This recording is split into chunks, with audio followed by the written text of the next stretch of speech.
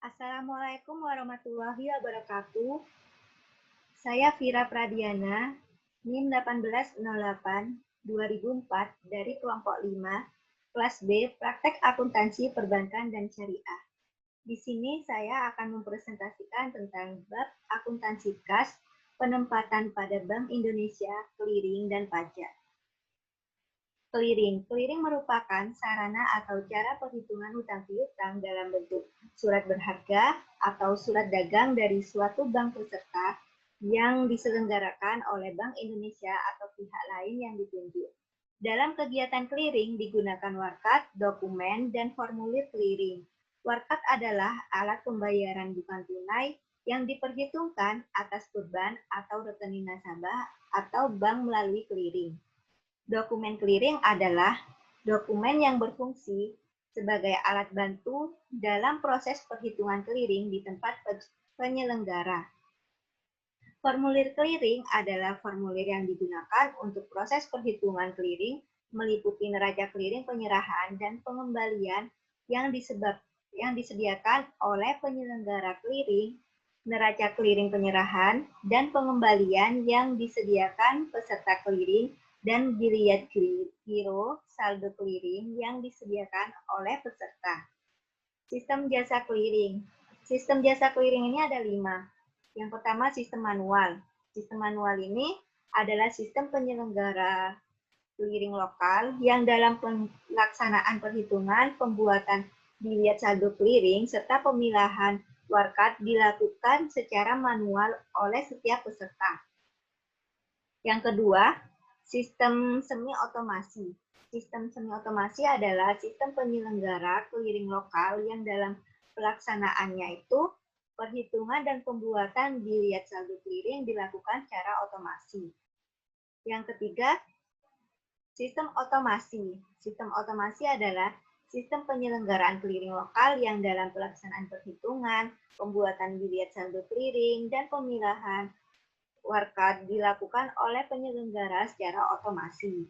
Yang terakhir, yang keempat, sistem elektronik. Sistem clearing elektronik adalah penyelenggaraan clearing lokal secara elektronik yang dalam pelaksanaan perhitungan dan pembuatan biliet saldo clearing didasarkan pada data keuangan elektronik. Selanjutnya ada contoh kasus pertama transaksi clearing. Pada tanggal 5 Mei 2019, Bank Murni Syariah menerima tagihan dari Bank Mandiri Syariah sebesar 600 juta rupiah untuk beban Bapak Hendra. Tanggal 6 Mei 2019, Bank Murni Syariah menyerahkan warkat clearing ke Bank Indonesia dan pada tanggal itu juga clearing dinyatakan berhasil sebesar 400 juta rupiah untuk keuntungan rekening giro Bapak Novan. Jurnal transaksi tersebut adalah tanggal 5 Mei 2019, transaksi giro Ahmad di posisi debit sebesar 600 juta rupiah. Di posisi kredit, giro pada Bank Indonesia sebesar 600 juta rupiah. Pada tanggal 6 Mei 2019, di posisi debit, transaksi giro pada Bank Indonesia sebesar 400 juta rupiah. Di posisi kredit, giro Syamsul sebesar 400 juta rupiah. Contoh kasus 2 transaksi clearing. Transaksi-transaksi di bawah ini adalah transaksi yang diselesaikan melalui clearing. Peserta clearing adalah BSM, BSMI, dan BRIS Jakarta. Poin A, Edwin nasabah BSM Jakarta membeli barang dagangan kepada Edna nasabah BSMI Jakarta senilai 20 juta rupiah. Edwin membayar dengan cek BSM Jakarta. Poin B, Fani nasabah BSM Jakarta menarik cek untuk membayar barang dagangan kepada Farhan nasabah BRIS Jakarta sebesar 40 juta rupiah. Poin C, Gani menyerahkan cek kepada BRIS Jakarta untuk rekening giro Guntur nasabah BSMI Jakarta sebesar 10 juta rupiah sebagai pelunasan hutang. Poin D, BRIS Jakarta menerima biliet giro dari Hana untuk keuntungan Hani nasabah BSM Jakarta sebesar 15 juta rupiah. Selanjutnya jurnal clearing BSM. Pada jurnal clearing BSM ada 3 poin. Poin A, clearing 2, transaksi giro admin di posisi debit sebesar Rp20 juta. Posisi kredit transaksi giro Bank Indonesia sebesar Rp20 juta dengan keterangan wakat debit masuk pengembalian. Poin B, clearing 2, giro Fani, posisi debit Rp40 juta. Posisi kredit giro Bank Indonesia Rp40 juta dengan keterangan wakat debit masuk pengembalian. Poin D, clearing 2, transaksi giro Bank Indonesia di posisi debit sebesar Rp15 juta, di posisi kredit giro Hani sebesar Rp15 juta dengan keterangan wakat kredit masuk pengembalian. Selanjutnya, jurnal clearing BSMI ada 2 poin. Yang pertama, clearing 1, transaksi rekening administratif rupiah clearing di posisi debit sebesar Rp20 juta dengan keterangan wakat debit keluar penyerahan. Clearing yang kedua, rekening administratif rupiah clearing di posisi kredit sebesar Rp20 juta, giro Bank Indonesia di posisi debit sebesar Rp20 juta, giro Erna di posisi kredit sebesar Rp20 juta dengan keterangan wakat debit keluar pengembalian. Poin C, clearing 2, giro Bank Indonesia sebesar Rp10 juta di posisi debit. Posisi kreditnya giro Guntur sebesar Rp10 juta, keterangannya wakat kredit masuk pengembalian. Selanjutnya, jurnal clearing BRIS. Ada 3 poin. Yang pertama, clearing 1, transaksi rekening administratif rupiah clearing, wakat debit keluar penyerahan di posisi debit sebesar Rp40 juta.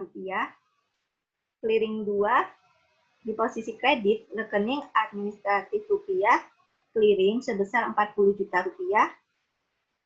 Giro Bank Indonesia di posisi debit sebesar Rp40 juta. Giro Farhan di posisi kredit sebesar Rp40 juta dengan keterangan wakat debit keluar pengembalian. Poin C, clearing pertama, giro Gani sebesar Rp10 juta di posisi debit. Giro Bank Indonesia sebesar Rp10 juta di posisi kredit dengan keterangan wakat kredit keluar penyerahan. Posisi selanjutnya di poin D, clearing 1, posisi debit giro Hana sebesar Rp15 juta.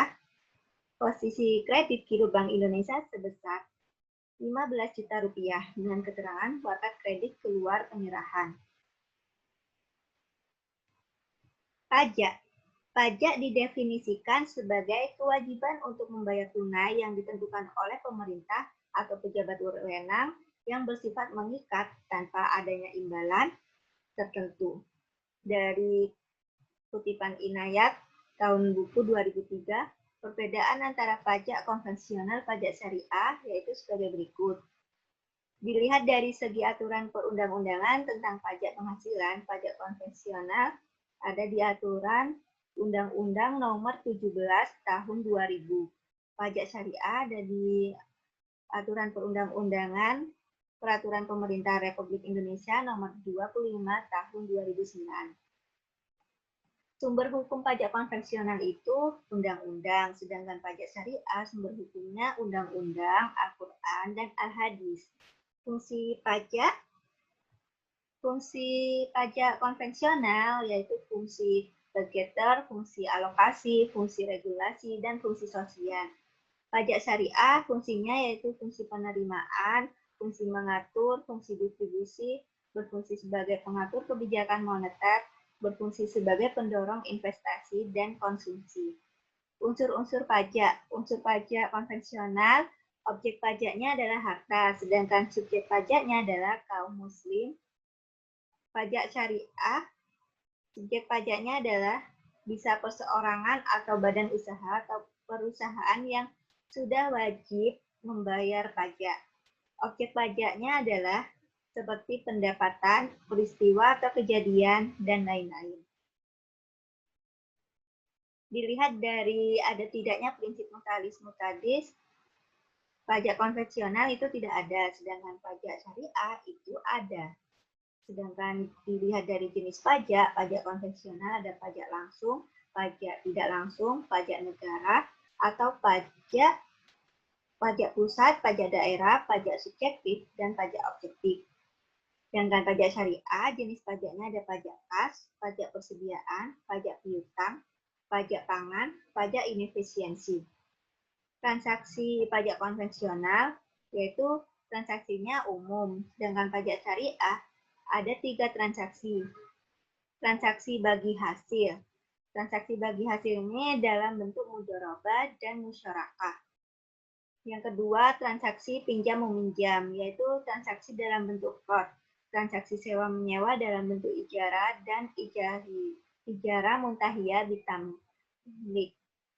Yang terakhir, transaksi jual-beli dalam bentuk murabahah, salam, dan istisna. Selanjutnya, dilihat dari segi syarat pemungutan. Pajak konvensional.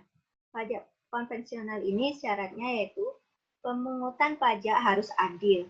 Pengaturan pajak harus berdasarkan undang-undang. Pemungutan pajak tidak mengganggu perekonomian. Pemungutan pajak harus efisien. Sistem pemungutan pajak harus sederhana. Pajak syariah, syarat pemungutannya itu benar-benar harta itu dibutuhkan dan tak ada sumber lain. Pemungutan pajaknya itu adil. Pajak hendaknya digunakan untuk membiayai kepentingan umat, bukan untuk maksiat atau hawa nafsu. Persetujuan para ahli atau cendekiawan yang berakhlak. Ciri-ciri pajak konvensional yaitu yang pertama bersifat temporer. Yang kedua hanya boleh dipungut untuk pembiayaan yang merupakan kewajiban bagi kaum muslimin dan sebatas jumlah yang diperlukan untuk pembiayaan wajib tersebut, tidak boleh lebih. Yang ketiga, hanya diambil dari kaum muslim, tidak kaum non-muslim. Yang keempat, hanya dipungut dari kaum muslim yang kaya. Yang kelima, hanya dipungut sesuai dengan jumlah pembiayaan yang diperlukan, tidak boleh lebih. Yang terakhir, dapat dihapus bila sudah tidak diperlukan. Selanjutnya, ciri-ciri pajak syariah.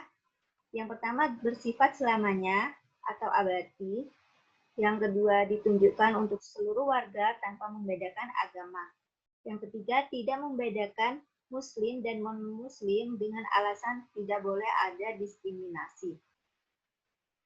Yang keempat, kadangkala juga dipungut atas orang miskin seperti PBB. Yang terakhir, dipungut dalam jumlah yang tetap. Beberapa jenis objek pajak yang terkait dengan aktivitas bank syariah beserta tarif pajak yang dikenakan. Yang pertama, penerimaan bonus giro wadiah oleh nasabah giro wadiah dikenakan pajak penghasilan PPh pasal 4 ayat 2 giro sebesar 20% dari bonus yang diterima nasabah. Yang kedua, penerimaan bagi hasil oleh nasabah giro mudharabah, tabungan mudharabah, dan deposito mudharabah dikenakan pajak PPh pasal 4 ayat 2. Ketiganya dikenakan pajak sebesar 20% dari bagi hasil atau bonus yang diterima. Yang ketiga, penghasilan yang diterima pegawai bank syariah dikenakan pajak penghasilan 21 perorangan dikenakan pajak 10%. Yang keempat, penghasilan bank syariah yang kena pajak dikenakan pajak penghasilan 21 badan. Yang terakhir, kelima, dividen yang dibayar bank syariah kepada pemegang saham dikenakan pajak penghasilan pasal 4 ayat 2 dividen. Nah, contoh kasus transaksi pajak. Pada tanggal 29 Agustus 2019, dibayar bonus giro wadiah pada rekening Fatih Rizky Bakri, nasabah giro wadiah BSP, sebesar Rp100.000. BSP memotong pajak 20% pajak penghasilan pasal 4 ayat 2 giro. Selanjutnya yang kedua, tanggal 29 Agustus 2019 dibayar bagi hasil yang sudah diumumkan tapi belum dibayar, langsung dipotong ke yang pertama rekening resminya Amalia nasabah tabungan mudharabah sebesar Rp60.000. Yang kedua, rekening tabungan mudharabah Gina Rosnalia, nasabah deposito mudharabah sebesar Rp200.000. Selanjutnya, yang ketiga, tanggal 1 Desember 2019 dibayar gaji Fatih pegawai BSP sebesar Rp3 juta, dipotong pajak sebesar 10%, gaji langsung masuk rekening tabungan mudharabah Fatih. Tanggal 1 Desember 2019 dipotong PPh 21 badan masa sebesar Rp15 juta. Pada tanggal 1 Desember 2019 dibayar dividen kepada Rahmadi Wijaya, salah seorang pemegang saham sebesar Rp20 juta dan dipotong pajak penghasilan pasal 4 ayat 2 dividen. Dividen dibayar via tabungan mudharabah JEFI. Tanggal 7 Desember 2019 disetor semua pajak yang telah dipotong BSP ke rekening pemerintah di Bank Indonesia sebesar Rp256.640.000. Jurnal dari transaksi tersebut adalah yang pertama, tanggal 29 Agustus 2019 ini, di transaksi beban bonus giro wadiah sebesar Rp100.000, di posisi kredit giro wadiah atas nama Fatih sebesar Rp80.000, yaitu dari Rp100.000 dikali 20% sama dengan Rp80.000. Kredit titipan kas negara PPh pasal 4 yaitu sebesar Rp20.000, yaitu dari Rp100.000 dikurangi Rp80.000. Pada tanggal 29 Agustus, yaitu di posisi debit hak ketiga atas bagi hasil Rp60.000, di posisi kredit tabungan mudharabah atas nama resminya sebesar Rp60.000. Di posisi debit tabungan mudharabah atas nama Resia sebesar Rp12.000, yaitu dari perhitungan ini tadi tanggal 29 Rp60.000 dikali 20% sama dengan Rp12.000. Di posisi kredit titipan kas negara PPh pasal 4 ayat 2 tabungan sebesar Rp12.000. Pada tanggal 1 bulan 12 di posisi debit biaya gaji sebesar Rp3 juta. Kreditnya sebesar tabungan mudharabah yaitu Rp3 juta dikalikan 10% sama dengan Rp300.000. Jadi 3 juta dikurangi 2 juta dikurangi 300 sama dengan Rp2.700.000. Di posisi kredit selanjutnya titipan kas negara PPh 21 sebesar Rp300.000. Selanjutnya, pada tanggal 1 Desember, biaya pajak Rp15 juta di posisi debit, di posisi kredit titipan kas negara PPh 25 sebesar Rp15 juta. Selanjutnya, pada tanggal 1 Desember 2019, yang seorang pemegang saham Rp20 juta dipotong PPh pasal 4 dividen, yaitu di posisi debit hak pihak ketiga atas bagi hasil sebesar di tanggal 1 bulan 12 dividennya Rp20 juta, di posisi debit kredit tabungan sebesar Rp16 juta. Itu dari 20 juta dikali 20% sama dengan 4 juta. 20 juta dikurangi 4 juta sama dengan 16 juta. Kredit titipan kas negara PPh pasal 4 ayat 2 sebesar Rp4 juta. Selanjutnya pada tanggal 7 Desember, rupa-rupa titipan kas negara posisi debit sebesar Rp256.640.000. Di posisi kredit Bank Indonesia sebesar Rp256.640.000. Sekian presentasi dari saya. Apabila ada salah kata, saya mohon maaf sebesar-besarnya. Terima kasih. Wassalamualaikum warahmatullahi wabarakatuh.